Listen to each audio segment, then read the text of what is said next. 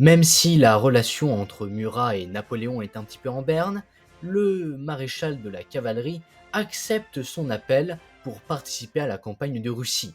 L'accueil de Napoléon est toujours aussi glacial, mais Murat veut montrer son attachement à lui.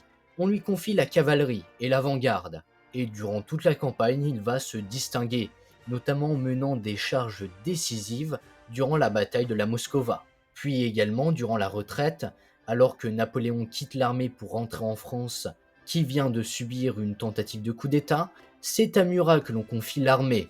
Il l'amène jusqu'à Poznan, puis voyant la catastrophe arriver, il la refile au gendre de l'empereur, Eugène de Beauharnais.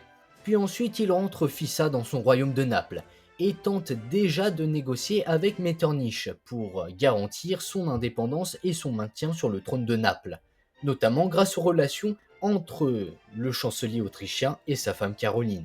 Seulement, après qu'une convention est sur le point d'être signée entre l'Autriche, l'Angleterre et le royaume de Naples, Murat est soudainement rappelé par Napoléon, qui, durant la première partie de la campagne d'Allemagne de 1813, a bien vu que les talents du maréchal pour ce qui est de la cavalerie lui manquaient énormément.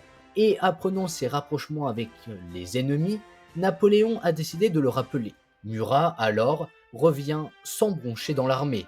Il mène avec brio la cavalerie lors de la bataille de Dresde et également est présent durant la bataille de Leipzig, où il mouille grandement le maillot en motivant la troupe. Mais au final, après cette fameuse bataille des nations, il va quitter une dernière fois l'armée française. Simplement, en rentrant sur le chemin, il est également assailli par des carbonaristes, ayant peur qu'avec la défaite de l'empereur, l'Italie ne se retrouve sous le joug de l'Autriche, et demande à Murat de soutenir le projet d'une péninsule italienne unifiée.